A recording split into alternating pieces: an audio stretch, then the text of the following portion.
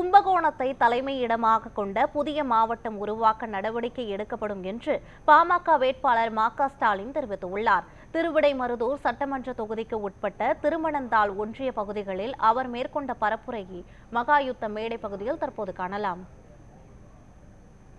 கொண்ட மாவட்டம் வேண்டும் என்று அனைத்து கட்சியினரும், அனைத்து வணிகர் சங்கத்தினரும், அனைத்து பொறுப்பாளர்களும், வழக்கறிஞர் சங்கத்தினரும், அனைத்து தரப்பு சாதி மதத்திற்கு அப்பாற்பட்ட அனைவரும் ஒன்று திரண்டு உயிரை பணைய வைத்து கொரோனா காலகட்டத்தில் போராடி வந்தோம்.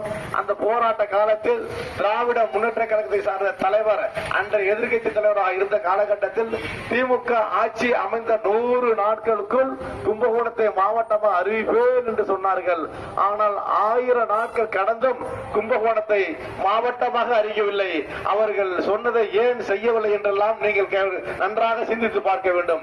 கோரிக்கைகளாம் இந்த நாடாளுமன்ற உறுப்பினராக ஒரு வருடத்திற்குள் நிச்சயமாக உங்கள் மத்தியிலே செய்து முடிப்போம் என்று உறுதியளிக்கின்றேன்.